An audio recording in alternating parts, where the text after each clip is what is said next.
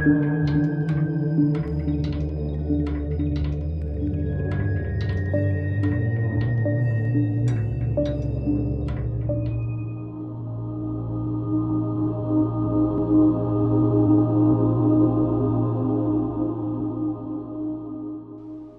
yang hidup dari dalam darah kita, lebih tua dari ingatan, lebih kuat dari waktu.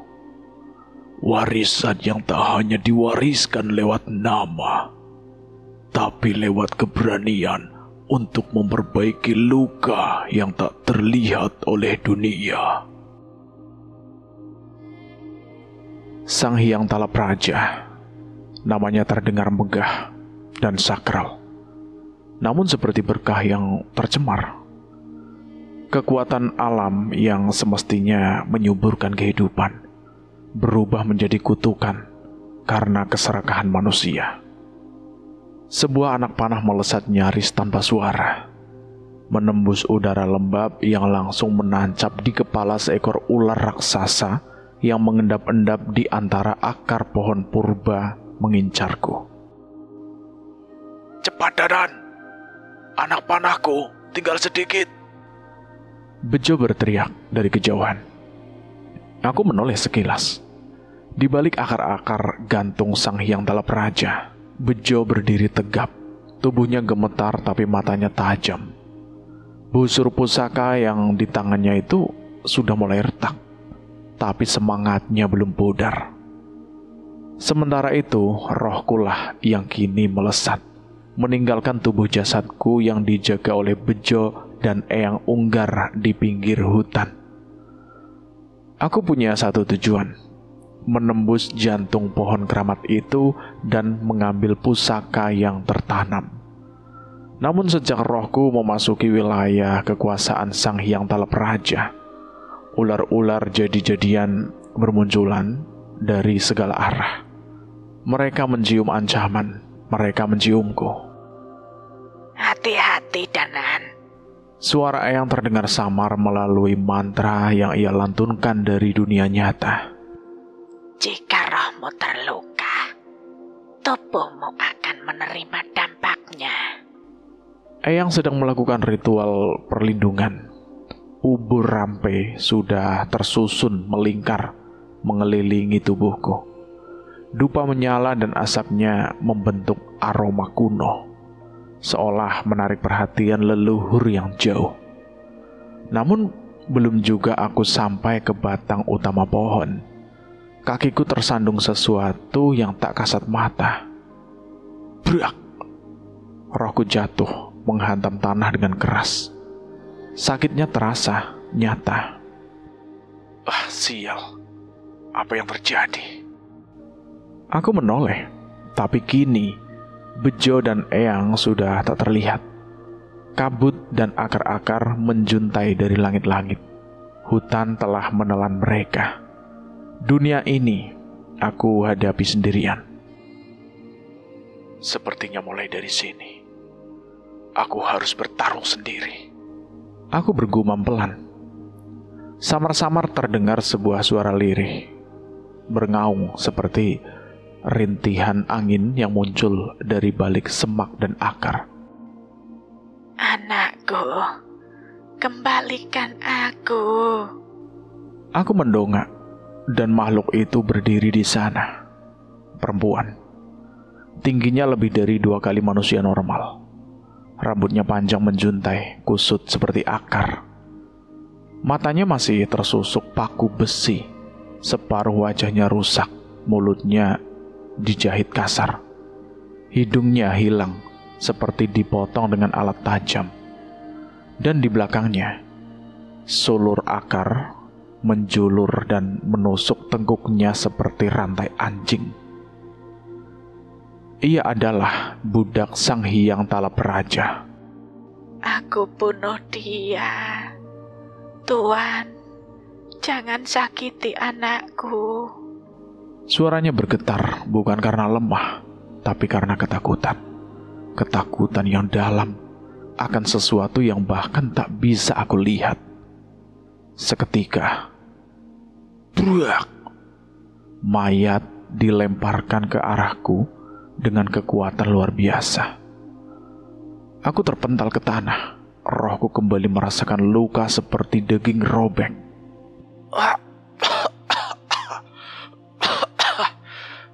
Sial.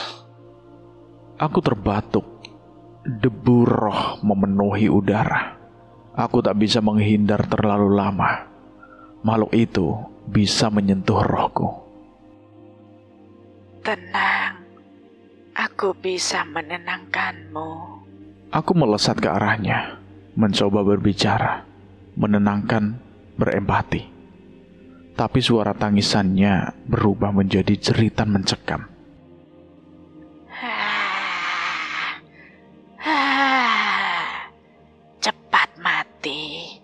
Cepat mati.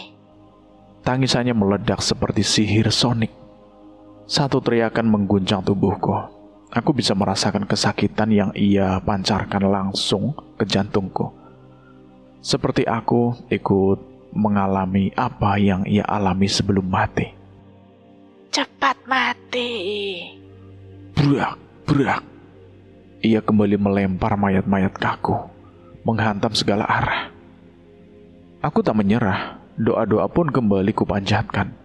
Bait demi bait, berharap bisa menjangkau satu-satunya indera yang masih utuh pendengarannya. Kau bukan musuhku. Aku tahu kau menderita. Apa dosa yang kau tanggung hingga makhluk itu menguasaimu? Namun ia tak merespon.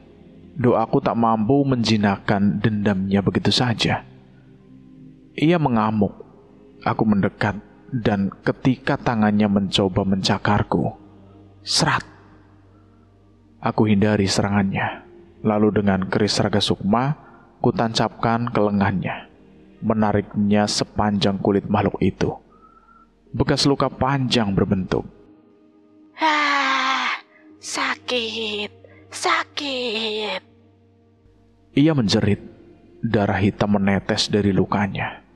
Tapi matanya, walau tertusuk paku, menatapku penuh dendam dan perih yang tak bisa diungkapkan manusia biasa. Aku mencoba menghindar, tapi terlalu lambat. Sret! Cakar tajamnya menyayat dahiku. Darah rohku menetes ke wajahku, panas, mengalir dan menandakan satu hal. Tubuhku pun terluka. Aku memperhatikan dengan cermat gerak-gerik makhluk itu. Ia bukan setan pembunuh. Ia adalah makhluk yang terluka, mengamuk membabi buta seperti amarah yang tak menemukan arah pulang. Sulur akar yang mencengkram lehernya seperti rantai gaib jelas bukan bagian darinya. Sang Hyang Talap Raja yang mengikatnya, dan mungkin anak yang ia tangisi adalah umpan. Sebuah kenangan pahit yang diputar ulang untuk menyaksikan dan kini dimanfaatkan sebagai bahan bakar amukan abadi. Jika itu benar, maka ia punya titik lemah. Aku menarik nafas dalam-dalam. Rohku kini mulai bergetar. Batas antara jiwa dan tubuh kian menipis karena luka. Tapi aku tidak bisa mundur. Kau bukan musuhku. Kumohon, dengarkan aku. Aku kembali melayang mendekat. Bibirku melafalkan doa-doa, sepatah demi sepatah. Suaraku nyaris tenggelam dalam lenguhan tangis makhluk itu. Tapi aku terus membaca, menyelipkan mantra dalam suara yang lirih namun mantap. Makhluk itu mulai bereaksi. Tubuhnya membungkuk seperti hendak melompat. Sekarang. Saat makhluk itu melesat ke arahku, serat. Sebuah keris bercahaya melesat menembus kabut. Keris Raga Sukma menebas sulur hitam yang menusuk leher makhluk itu. Cerak! Sulur itu terputus. Makhluk itu terdiam sejenak. Matanya membelalak dalam kebingungan, seakan kesadarannya tersentak. Namun sulur itu bergerak seperti ular, berusaha kembali menyambung ke tubuhnya. Tidak kubiarkan. Aku membentak dan melesat kembali, menebas sambungan sulur itu untuk kedua kalinya. Kali ini, kilatan cahaya keris Raga Sukma membakar pangkal sulur hingga hangus dan terurai menjadi debu. Kesempatan itu tak boleh kulewatkan. Aku melayang cepat dan menyentuhkan telapak tanganku ke dahi makhluk perempuan itu. Apa yang membuatmu seperti ini? Siapa yang mencuri anakmu darimu? Doaku lanjutkan. Nadaku semakin dalam, seperti merayap di lubuk kesadarannya. Dan, dek, dunia di sekitarku hening, gelap, lalu berpendar. Pikiran makhluk itu menekanku, seperti aku tiba-tiba dilempar masuk ke dalam ingatan kelamnya. Siluman. Anak siluman juga siluman. Habisi! Teriakan membara malam, obor menyala, senjata terangkat. Kerumunan warga mengamuk mengelilingi seorang perempuan cacat mental bertubuh tinggi besar. Wajahnya lemah dan kusut, memeluk erat bayinya yang juga lahir dengan kelainan fisik. Tangisan bayi itu lirih dan ketakutan, tapi tak ada belas kasihan. Parang, kayu, batu, api, semua hancur, menghujani sang ibu dan bayinya tanpa ampun. Perempuan itu menjerit, tubuhnya berdarah. Ia melindungi anaknya dengan sekuat tenaga. Namun sayang, jeritan terakhir sang bayi mengakhiri segalanya. Tidak, anakku. Perempuan itu berteriak sekuat hidupnya yang tersisa, merangkak dalam luka dan tangis. Malam berikutnya perempuan itu datang tertatih, tubuhnya koyak, mata lebam dengan terbakar. Ia berdiri di hadapan sosok tua berjubah hitam dengan rambut panjang seputih kapas. Wajahnya menyerupai sosok yang tergambarkan oleh pohon Sanghyang Talap Raja. Bangkitkan anakku. Bangkitkan dia. Ku berikan apapun. Jiwaku, ragaku, hidupku. Asal anakku hidup kembali. Sosok tua itu menatapnya tajam. Suaranya dalam dan menggertakkan. Anakmu akan bangkit saat dendamnya tertuntaskan. Berikan tumbal dari mereka yang membunuhnya, dan anakmu akan hidup. Tapi warga desa akan membunuhku. Jelep. Tiba-tiba tangan pria itu berubah menjadi sulur akar runcing dan menusuk leher perempuan itu. Kau sudah mati sekarang, dan tak akan mati lagi. Perempuan itu tercengang. Batuk darah, tubuhnya gemetar. Lubang di lehernya ditumbuhi akar yang melilit seperti rantai. Kulitnya berubah kelam, matanya memerah. Malam itu desa dilanda malapetaka. Api menjalar dari rumah ke rumah, membakar habis ladang, lumbung, dan bangunan. Asap hitam mengepul ke langit, disertai suara jeritan warga yang terbakar dalam ketakutan. Di tengah kobaran itu, perempuan terkutuk berdiri dengan tubuh gosong dan mata membara. Tangannya menyalakan api dari obor, lalu melempar ke setiap rumah milik mereka yang telah membunuh anaknya. Dia gila! Bakar dia! Siluman! Kau memang siluman sejak awal! Warga pun menangkapnya. Mereka menyeret tubuhnya ke tengah lapangan desa seperti binatang buruan. Dan di sanalah kebengisan itu dimulai. Cerak! Paku demi paku ditancapkan ke matanya. Set!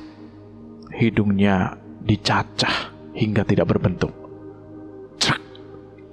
Bibirnya dijahit kasar, membungkam ratapan terakhirnya. Hentikan. hentikan, sakit. Tapi mereka tak berhenti, dan ia pun tak mati. Tubuhnya yang terbakar justru dipeluknya erat, seolah api itu adalah bagian dari jiwanya yang menyala karena dendam. Dendam kegilaan dan kesakitan. Ia bangkit. Kepalanya mendongak, matanya tertusuk namun menatap kosong. Tangannya mencengkram seorang warga, lalu mencabut kepala itu seketika. Plak! Cas! Darah bermuncrat liar di tanah yang mulai hangus. Warga berteriak, namun perburuan telah dimulai. Satu persatu ia kejar, satu persatu ia bunuh. Kepala demi kepala dipersembahkannya, kepala sosok berjubah hitam. Pria bermata kelam yang tak lain adalah perwujudan Sang Hyang Talaperaja. Di altar pohon tua itu, dengan tubuh remuk dan mata buta, ia menyusun kepala-kepala korban. Ia percaya anaknya telah kembali. Suara anaknya terdengar di kepalanya, memanggil dari dalam akar pohon itu. Dan dalam kegilaan mutlaknya, ia rela menjadi abdi abadi Sang Hyang Talaperaja. Asal suara itu, asal anaknya tetap hidup. Saat kesadaranku kembali ke tubuh rohku, aku terdiam sejenak. Ternyata ada zaman yang lebih busuk daripada zamanku hidup. Suara itu meluncur lirih dari mulutku. Ada getir, ada muak, ada amarah yang kutahan. Apa yang baru aku lihat? Sejarah berdarah yang mengubah seorang ibu menjadi makhluk penuh murka telah mengoyak jiwaku. Aku menarik nafas panjang dan mulai membacakan doa dengan lantang.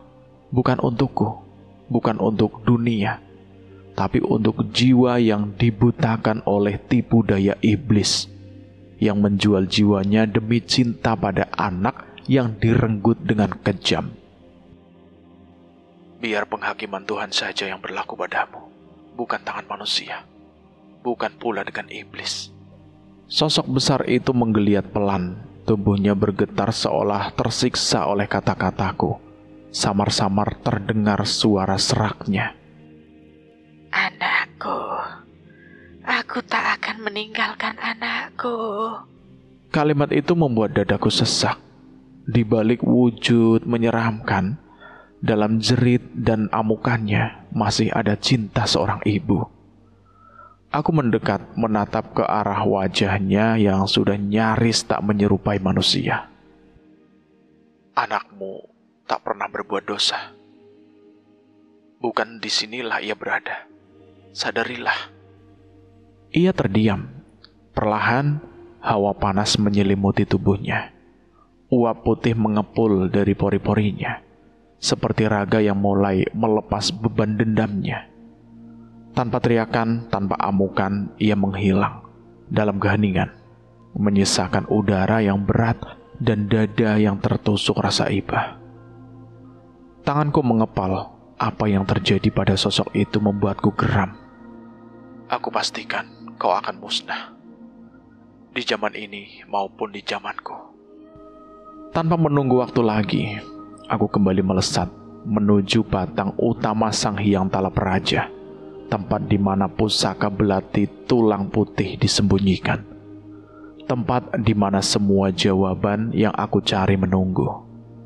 Semakin dekat aku menuju ceruk Sang Hyang Talaperaja, tempat manusia-manusia terkutuk menjual Tuhannya demi kesesatan.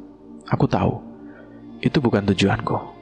Tujuanku adalah batang utama, tempat pusaka belati tulang putih tersembunyi. Aku mencoba menghitung letak pertemuan 3 batang pohon raksasa itu, lalu melesat menembus tubuh pohon yang pekat dan menjulang seperti tengkorak raksasa. Belati tulang putih, tunjukkan dirimu. Aku bergumam, berharap kehadiranku menggugah kekuatannya. Namun belum sempat aku menyentuh inti pohon itu, dek, seketika semuanya berubah. Langit tak lagi biru, ia menjelma merah darah. Ranting dan dedaunan bermandikan cairan pekat merah, seperti hutan yang membusuk dalam kemarahan. Ular-ular gemuk merambat di sekujur batang, melilit dan menyeringai. Saat aku menoleh ke bawah, tulang belulang manusia menumpuk, menggunung, dan semuanya itu menatapku. Aku tak sempat berpikir. Dalam sekejap, aku telah terseret masuk ke alam yang berbeda. Jangan, berhenti Danan. Roh manusia tak akan mampu bertahan lama di sana. Suara Eyang Unggar terdengar berbisik langsung dari dalam tubuhku. Kesadaranku mulai kabur, rohku terasa berat. Ada yang mencoba mengendalikanku.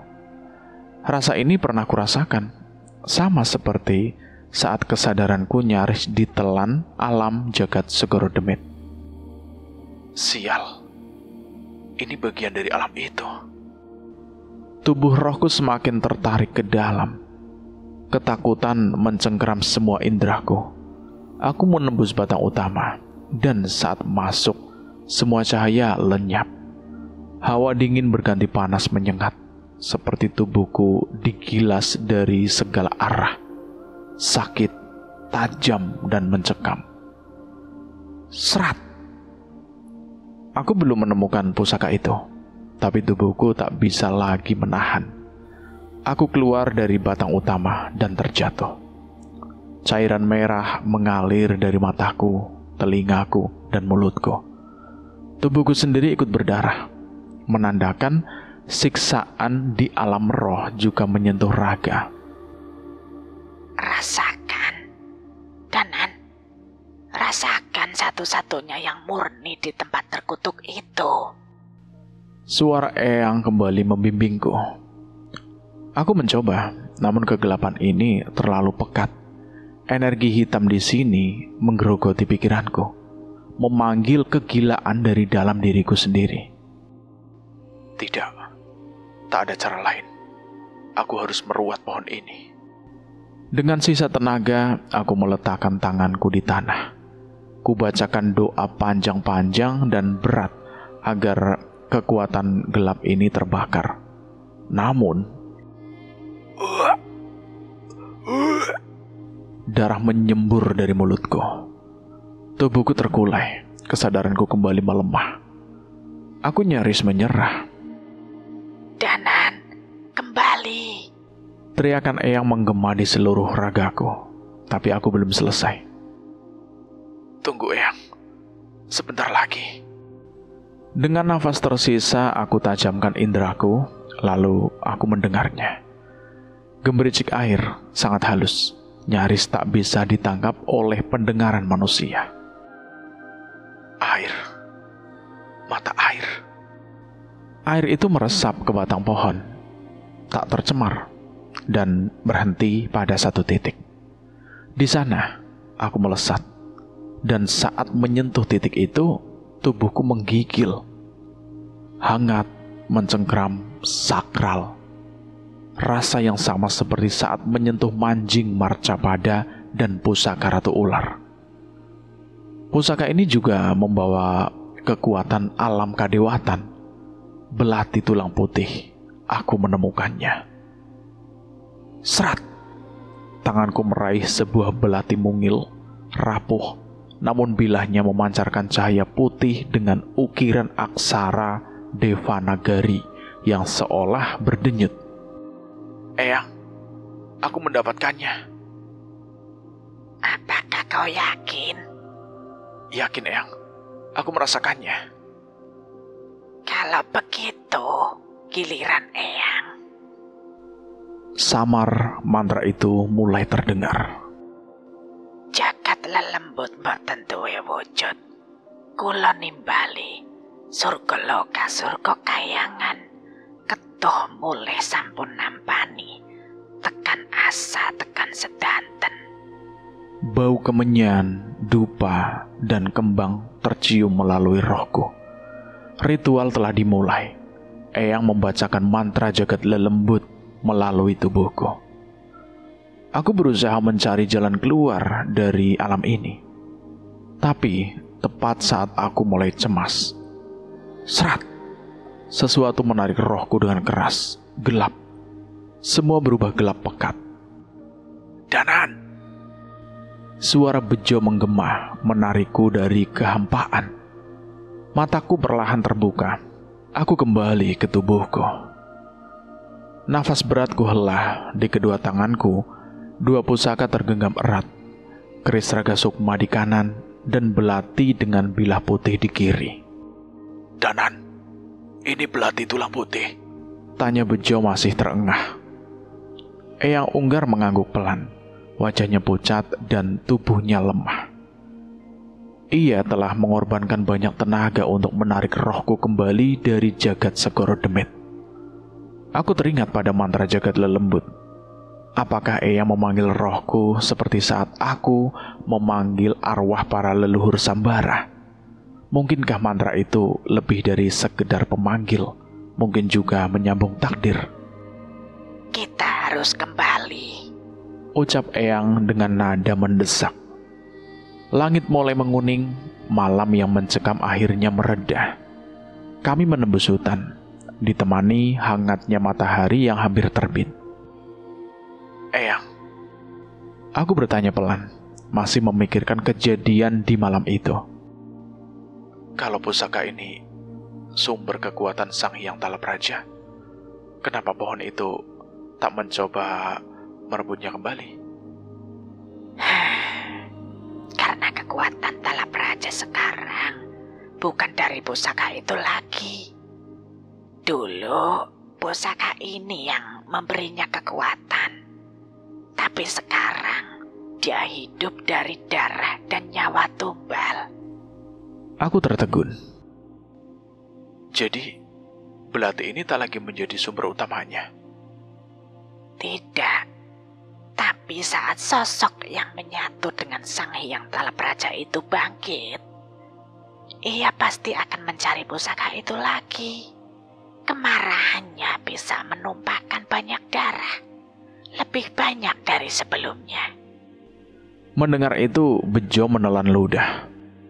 Lalu, bagaimana nasib desa kita, Yang? Itulah mengapa pusaka ini harus dibawa pergi. Danan yang harus membawanya, ucap Eyang lembut. Ia menepuk punggungku dengan sayang. Bawalah ke zamanmu. Talapraja tak akan bisa menyusul ke sana. Hanya di sana pusaka ini bisa benar-benar aman. Aku mengangguk perlahan. Aku paham. Ini bukan hanya tentang penyelamatan desa, tapi juga tentang penyelamatan masa depan, termasuk Nyi Sendang Rangu. Di pergelangan tanganku, lambang mandala itu sudah hampir menghilang. Waktuku di sini tak banyak. Pagi itu, aku beristirahat di rumah Eyang. Tubuhku masih lemas, tapi kehangatan rumah kayu itu membuat aku tenang. Dari dapur, Eyang Unggar nampak sibuk menyiapkan sesuatu. Ia beberapa kali menoleh ke arahku. Diminum dulu, Le, ucapnya sambil menyodorkan segelas jamu. Aku meneguhkan perlahan. Pahit, tapi hangatnya menjalar hingga ke dada. Oh, rasanya seperti jamu buatan Pak Le. Gumamku tersenyum samar. Gimana? Agak enakan? Iya, Eyang. Di sini dulu, Eyang. Jangan sibuk terus di dapur. Sebentar lagi kan Danan pamit pulang. Eyang duduk di sebelahku. Aku lalu memijat pundaknya spontan saja. Sini, Eyang. Danan pijitin. Seketika kenangan masa kecil menyeruak. Dulu, setiap kali aku memijat Eyang, ia akan memberiku uang 500 rupiah untuk jajan. Kami tak banyak bicara, tak menyinggung siapa aku, siapa dia. Kami hanya saling paham menjaga tabu yang melintas waktu. Eyang, Danan punya teman lucu loh di tempat asal Danan. Kalau sempat, Danan pengen banget kenalin ke Eyang. Teman baik ya. Kalau pasangan, Aku tertawa kecil. Ada Eyang, sinden cantik, gak kalah dari Ibu Danan. Eyang tersenyum. Kehidupanku, pekerjaan, teman-teman, dan semua hal yang membuat aku bahagia di sana. Tanpa aku katakan langsung, aku ingin menyampaikan sesuatu. Eyang, Danan baik-baik saja di sana. Danan sudah tumbuh jadi laki-laki yang bisa diandalkan. Semua ini karena didikan Bapak, Ibu, dan Eyang. Eyang gak usah khawatir ya, bahagialah. Semoga saja maksud itu tersampaikan lewat ceritaku. Matahari semakin tinggi, lambang mandala di tanganku benar-benar lenyap. Saatnya aku pergi. Sampaikan salamku untuk Bejo ya, Eyang. Ucapku sambil mengenakan selendangku. pasti. Dia pasti sudah tertidur pulas setelah begadang semalam. Balasnya sambil tersenyum. Aku menatap Eyang sekali lagi. Namun saat itu, ia malah sibuk merogoh kainnya, lalu mengeluarkan sesuatu. Selembar uang 500 rupiah bergambar rusa. Terima kasih sudah memijit Eyang. Ini buat jajan ya. Ucapnya, matanya mulai berkaca-kaca. Tanganku gemetar menerima uang itu. Eyang tahu. Tanyaku lirih. Ia menatapku lembut, penuh kasih. Tak mungkin seorang nenek tak mengenali cucunya. Air mataku jatuh tak tertahan. Uang itu tak bernilai banyak di zamanku. Tapi nilainya tak ternilai untuk hatiku. Itu adalah kasih sayang yang tak bisa dibeli waktu. Kesempatan kedua untuk merasakan pelukan seorang nenek sekali lagi. Mentari pagi menyemburkan cahaya keemasan, membelai pucuk-pucuk padi yang menguning. Angin berembus lembut di tengah pematang, membawa aroma tanah basah dan rumput liar. Di bawah sebatang pohon tua yang berdiri sunyi, aku melihatnya. Seorang anak laki-laki kecil duduk menyendiri, memeluk lututnya sendiri, menangis dalam diam. Tubuhnya penuh memar, wajahnya sembab. Luka itu bukan hanya di kulit, tapi juga di dalam hati kecilnya. Aku menghampirinya perlahan. Babak belur lagi ya? Tanyaku duduk tak jauh darinya. Anak itu menoleh cepat, lalu mengusap air matanya dengan punggung tangan. Iya, Bapak jahat. Suaranya pecah, isaknya masih tertahan di dada. Masnya siapa? Aku tersenyum kecil, menatapnya sejenak, lalu berkata ringan. Aku cuma pengembara, numpang lewat. Kesasar. Ya mungkin. Kami terdiam. Angin kembali berhembus. Suara gemericik air irigasi menyatu dengan desah nafas kami. Aku tahu tempat ini, pematang sawah di ujung desa.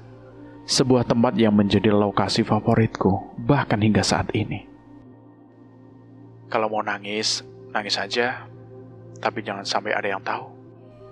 Kataku sambil merebahkan diri di bawah pohon, menatap langit biru yang bersih. Tempat ini aman kok buat nangis. Aku tahu itu. Anak itu kembali menunduk, menangis pelan. Tapi aku tahu tangisan itu tak akan lama.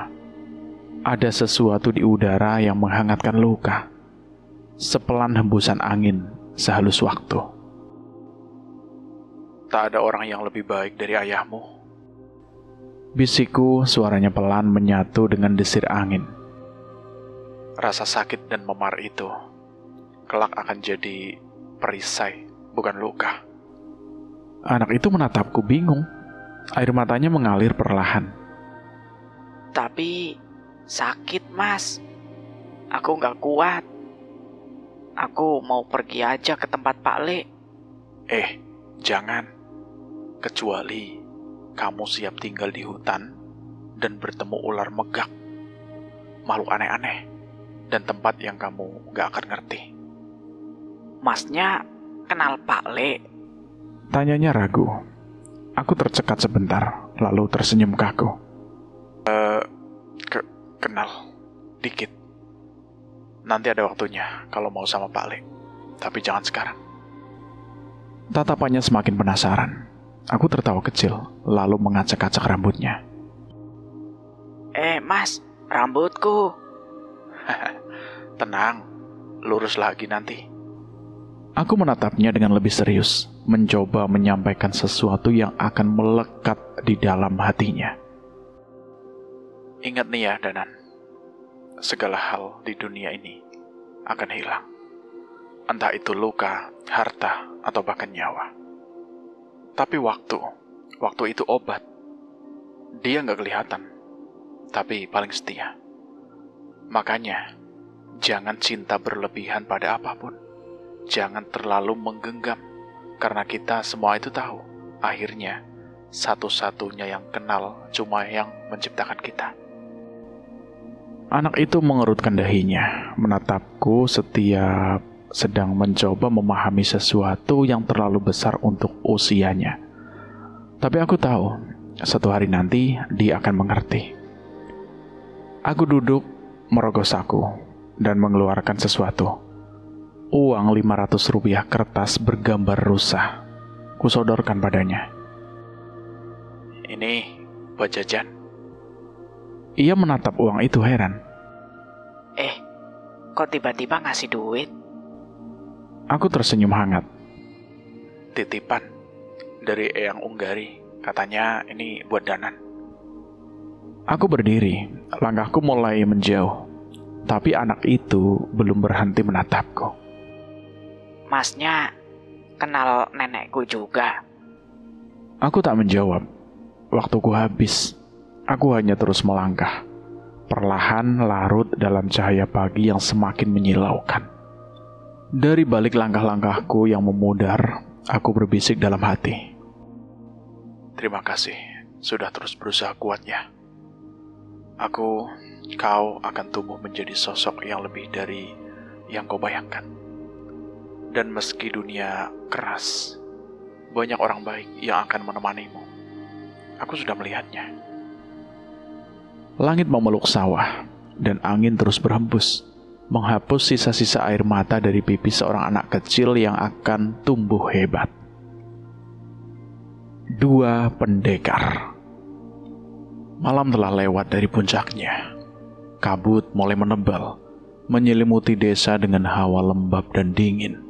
Namun alih-alih sepi, suasana desa justru gaduh, riuh, beringas, tak wajar. Ratusan orang tiba-tiba berdatangan dari arah hutan dan sekitarnya. Mata mereka kosong, gerak mereka lambat, namun pasti. Seperti dikendalikan oleh satu kehendak. Minggir, kami harus menyembah Sang Hyang Talapraja. Kami harus menerima berkah darahnya lagi. Teriakan itu menggema, bercampur dengan isakan dan rintihan warga yang mencoba menahan mereka. Namun sia-sia, orang-orang itu sudah kehilangan kendali. Warga desa mulai kewalahan. Mereka bukan hanya banyak, tapi juga beringas. Seolah ada kekuatan gelap yang menuntun langkah mereka. Eyang, ini bagaimana? Mereka tak mau berhenti. Bejo berusaha menahan seorang pria besar yang matanya melotot merah. Namun pria itu mendorongnya hingga hampir terjungkal. Eyang Unggar berdiri di depan rumah sesepuh, wajahnya pucat dan cemas. Tangannya gemetar menggenggam tasbih tua yang sudah kusam. Tahan. Sebentar lagi mereka akan datang. Cereng deng deng deng deng deng. Suara knalpot Vespa tua memecah malam. Getarannya seperti merobek dimensi sunyi desa itu. Semua orang menoleh, tapi tak semua sadar. Hanya sebagian dari warga yang tersisa yang masih mampu membedakan suara kendaraan dengan derap kaki arwah yang bergentayangan. Dua sosok muncul dari balik kabut. Mereka datang menaiki Vespa butut penuh coretan rajah dan tali-tali sesajen. Mesin tua itu meraung bagaikan dikejar setan. Wes tak kandani mas, ini motor sakti, hutan aja dilibas. Teriak sang pengemudi dengan suara bangga. Kok iso ya Bim? Tapi nyetermu iku lho, koyo orang kesurupan. Salah-salah bukan sampai desa, malah sampai dimensi jin. Balas yang dibonceng sambil memegangi kepala antara takut dan kagum. Vespa tua itu berhenti di tengah keramaian. Mereka turun, wajah mereka tegang ketika melihat apa yang terjadi. Pemandangan di depan mereka lebih mirip kiamat kecil. Orang-orang menjerit, meronta, tertawa-tawa tak jelas. Bahkan sebagian menjilat tanah sambil menyebut nama Sang Hyang Talapraja. Astaga, ini bukan kerasukan biasa ini. Gumam Bisma. Tiba-tiba terdengar suara lirih dan mengerikan dari mulut salah satu yang kerasukan. Tuanku lapar. Saatnya panen darah, panen jiwa. Bimo, si adik yang lebih muda, tak pikir panjang. Ia mencabut batang kelor yang diikat di belakang Vespa dan langsung menghantam kepala orang yang kerasukan itu. Tombo teko, loro lungo demit minggat, bolo sirno. Teriaknya sambil menyabet batang kelor ke tubuh mereka satu persatu. Plak, brak. Jeritan demi jeritan menggema saat batang itu mengenai tubuh-tubuh yang kerasukan. Setiap sabetan disertai doa. Setiap pukulan disambut dentuman gaib yang membuat tubuh-tubuh itu terhuyung dan ambruk. Sakit, panas. Mereka berteriak, seolah makhluk dalam tubuh mereka itu terbakar. Eyang Unggar bergegas mendekati kedua pemuda itu. Air matanya menetes begitu melihat wajah anak-anaknya yang lama tak pulang. Bisma, Bimo, akhirnya kalian datang. Bisma langsung memeluk perempuan tua itu dengan erat. Kenapa mbok nggak bilang? Kami bisa bantu dari dulu, Katanya dengan suara tertahan. Sesuatu yang mengakar dari hutan ini sudah di luar kemampuan kita. Sang Hyang Talapraja, pohon itu bukan sekedar tumbuhan. Ia hidup dari darah. Ia sudah menelan ratusan nyawa dari berbagai zaman. Dan setiap kali orang menyembahnya, ia semakin kuat. Bisma menoleh ke arah pohon besar di ujung desa. Meski malam, sosoknya menjulang. Siluetnya seperti tangan raksasa yang mencakar langit. Udara di sekitarnya menggigilkan tulang. Kalau benar itu pusat semuanya, bagaimana kita melakukannya? Gumam Bisma. Eyang Unggar tersenyum samar. Panggil adikmu. Serahkan mereka yang sudah sadar pada warga desa. Kalian datang di saat yang tepat. Seseorang sudah datang lebih dulu. Dan ia telah melemahkan Sang Hyang Talapraja. Seseorang? Seseorang yang sangat hebat. Jawab Eyang Unggar, matanya berbinar dengan bangga. Bisma tak bertanya lebih lanjut.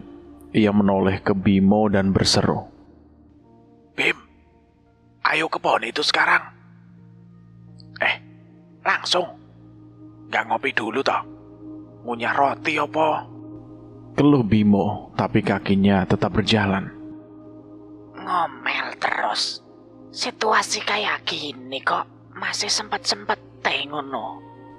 Eyang Unggar langsung menjewer telinga anak bungsunya itu. Aduh, Mbok. Telingaku lepas nanti loh, Mbok. Di tengah hiruk pikuk dan aura kematian yang masih menggantung, Bejo hanya bisa tersenyum tipis. Selama ini, ia mengenal Eyang Unggar sebagai sosok keras, pemimpin ritual, penjaga gerbang antara dunia nyata dan gaib. Tapi malam ini, ia melihat sisi lain, sisi seorang ibu yang akhirnya kembali memeluk anak-anaknya. Kera-kera berlompatan beriringan di dalam hutan menuntun Bisma, Bimo, Bejo, dan Eyang Unggar menuju Sang Hyang Talapraja. Berarti benar, kera-kera ini menyambut mereka. Tanya Bejo pada Eyang Unggar. Kera-kera itulah yang memberi petunjuk akan keberadaanku dan Sang Hyang Talapraja kepada mereka. Bejo semakin menyadari bahwa apa yang ada di sekitarnya lebih dari sekedar hutan dan alam liarnya. Ada kehendak-kehendak lain yang menyatu di balik megahnya alam yang ada di sekitarnya. Ini mengerikan. Bisma bertatapan langsung dengan Sang Hyang Talapraja yang begitu didaya. Apakah kita bisa menangani ini? Bisa, tenang saja. Bimo memberi jawaban tepat setelah ia meletakkan tangannya di tanah dan membaca aliran energi di sekitarnya. Benar ucapan, Mbok. Jantung pohon ini telah hilang. Kita hanya perlu membangkitkan penjaganya kembali. Lanjut Bimo, matanya menatap lurus ke arah akar pohon yang berdenyut pelan seperti nadi. Penjaga. Bisma mencoba menangkap maksud adiknya itu. Pohon itu bukan sekedar batang dan daun. Ia hidup, bernafas, berdetak. Dari setiap celah kulit kayunya, merembes darah hitam pekat, mengalir seperti luka yang belum pernah sembuh. Cahaya bulan redup tertutup awan. Seketika hening, terlalu hening. Tapi tanah di sekitar mereka mulai bergetar. Kalian dengar itu? Tanya Bisma. Dia tahu kita di sini. Dan dia marah. Tiba-tiba dari dalam batang pohon muncul sosok samar. Makhluk tinggi berkulit seperti arang terbakar.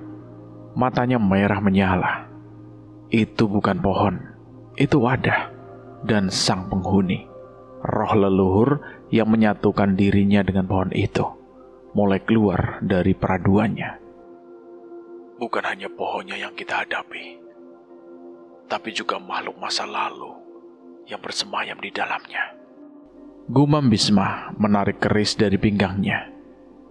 Bimo menancapkan batang kelor di tanah, menggambar lingkaran dengan darah ayam hitam yang disiapkannya. Ia mulai merapal mantra pemanggil. Kita butuh penyeimbang. Penyeimbang dari masa lalu yang sempat mengurung Sang Hyang Talapraja.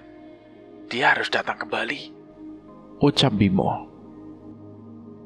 Selesaikan ritualmu, Bimo. Aku akan menangani makhluk ini. Bisma berdiri mantap, menatapnya menusuk ke arah sosok bayang Sang Hyang Talapraja. Meski raganya diam, pikirannya telah mengatur siasat. Eyang Unggar yang sedari tadi berjaga mulai menyadari maksud anak-anaknya. Ia pun bersiap memulai ritual pelindung, serupa seperti yang dulu ia lakukan pada Danan, ritual pemisah raga dan sukma. Dengan mantap, Bisma menggenggam keris raga sukma, duduk bersila di atas tanah, lalu memejamkan mata. Nafasnya tenang. Sekejap kemudian, serat, rohnya memancar keluar, melesat bagai cahaya ke arah bagian tergelap dari Sang Hyang Talapraja. Bejo yang sejak tadi berjaga melihat keris di tangan Bisma. Itu keris yang sama dengan Eyang Unggar buru-buru memberi isyarat. Matanya tajam, Bejo terdiam. Dalam hatinya perlahan ia mengerti ada rahasia besar yang menghubungkan Bisma dan Danan. Cerang, cerang. Benturan terdengar dari arah pohon. Suara keris beradu. Suara-suara mengerang dari alam lain. Dan ledakan tak kasat mata memenuhi udara. Bejo bergidik. Ia tak bisa melihat apa yang terjadi. Tapi suara itu sudah cukup menggambarkan betapa sengit pertarungan yang berlangsung. Akar-akar pohon raksasa menggantung seperti belalai monster, menyembunyikan pertempuran di balik tirainya. Brak! Tubuh Bisma yang kosong terguncang hebat, hampir jatuh tersungkur. Eyang Unggar segera menopangnya. Dia di sini, makhluk tua dengan rambut putih panjang. Kekuatannya luar biasa. Aku tak bisa menang sendirian. Suara Bisma terdengar dari mulut raganya, serak dan berat. Bimo sampai mana? Sebentar lagi, Mbok. Wajah Bimo kini pucat pasi. Ia bersimpuh di tanah. Tangannya menekan tanah, meraba energi di bawah permukaan. Mantranya terus mengalir. Ketemu. Bimo membuka mata. Cahaya putih kecil menyala di matanya. Ia segera mencabut keris sukma geni, menggores telapak tangannya. Darahnya tidak berwarna merah, tapi putih menyala, menetes di bilah keris. Api putih menjalar, mengalir turun dari ujung keris ke tanah. Bimo meneteskan api itu ke akar Sang Hyang Talapraja. Pulihlah, rebut kembali dirimu yang sebenarnya. Api itu merambat cepat. Akar-akar yang tadinya menghitam kini memutih. Menggeliat kesakitan seolah sedang dimurnikan. Suara desis seperti jeritan dalam bahasa roh terdengar dari dalam pohon. Di tengah akar itu, mata air jernih mulai muncul, mengalir membentuk sendang. Itu mata air yang ditemukan Danan. Bisik Bejo. Eyang Unggar mengangguk pelan. Benar. Penanda bahwa roh penjaga mulai bangkit. Tapi tiba-tiba, suara teriakan mengguncang tanah. Tubuh Bisma terjatuh. Luka-luka lebam dan sayatan mendadak muncul di tubuhnya, seperti diterkam dari dalam. Aku akan muncul, Mas Bisma. Bimo segera duduk dan tanpa bantuan pusaka melepaskan sukmanya sendiri. Tubuhnya jatuh ke pelukan ibunya. Sial. Bisma menggeram, nafasnya memburu. Ia mulai kehilangan arah, sementara kekuatan kegelapan terus menekan dan menggerogoti raganya. Namun tiba-tiba, plap, plap, plap. Air menetes, bukan dari langit, melainkan dari ranting-ranting pohon di atas mereka. Ranting yang sebelumnya menghitam kini meneteskan air jernih, seolah memerah dari luka yang disembuhkan. Ini? Bisma menatap heran. Tubuhnya gemetar namun hangat oleh sesuatu yang tak bisa ia jelaskan. Akhirnya dia datang, ucap Bimo pelan, tersenyum lirih. Tugas kita sudah selesai, Mas. Dari titik-titik air itu, sebuah sosok perlahan berwujud. Seorang wanita berselendang kebaya putih, berdiri anggun dengan wajah sejernih embun pagi. Cahaya lembut menyelimutinya. Dan begitu ia melangkah, rasa sakit yang menjangkit roh Bisma dan Bimo perlahan senyap. Udara menjadi tenang, dan kegelapan yang melingkupi mereka mulai bersibak. Tugas kita sudah selesai, Mas. Bimo dan Bisma mundur perlahan, membiarkan roh penjaga yang baru saja bangun itu berdiri di hadapan Sang Hyang Talapraja. Bagaimana bisa kau bangkit? Suara makhluk tua itu menggeram, bercampur panik dan kemarahan. Tapi roh penjaga tak menjawab. ia hanya menatapnya dengan mata penuh amarah yang tenang. Kabut hitam menguap, akar-akar yang semula mencengkram hutan kini merunduk patuh. Angin berhenti, suasana menjadi hening, tapi justru dari keheningan itu terpancar ketegasan alam. Pohon itu tak lagi berpihak padamu, ucap Bisma perlahan. Wajah Sang Hyang Talapraja mengeras. Ketakutan mulai menjalari raut tuanya. Ia tahu, cengkramannya atas dunia ini mulai hilang. Gemeretak, suara tulang-tulang menggesek dari tanah. Dengan paksa, Talapraja menyedot kembali sisa-sisa kekuatan hitam yang telah ia kumpulkan selama ratusan tahun. Tanpa berkata sepatah kata, ia menghilang ke balik asap pekat, membawa kehancuran yang belum sepenuhnya padam untuk selamanya. Roh penjaga sendang itu menoleh pada Bimo dan Bisma. Ia tersenyum. Lalu ia menunjuk satu daun muda yang tumbuh di ujung ranting pohon keramat. Hijau, bersih, dan murni. Simbol bahwa kutukan telah sirna. Bahwa kehidupan akan mulai kembali. Perlahan namun pasti.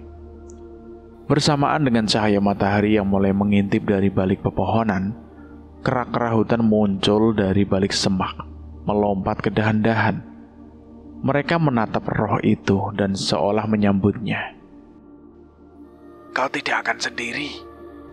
Bimo tersenyum dan menunduk hormat.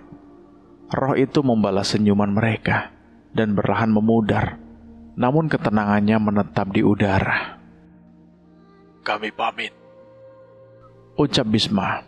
Keduanya melayang kembali ke tubuh masing-masing. Keesokan pagi, desa yang dulu murung kini diselimuti riuh rendah suasana bahagia. Warga keluar dari rumah dengan wajah penuh rasa tak percaya.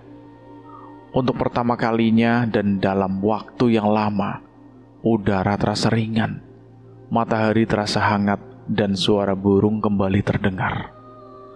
Tak ada lagi patung penjaga, tak ada lagi rasa takut untuk mendekat ke pohon suci.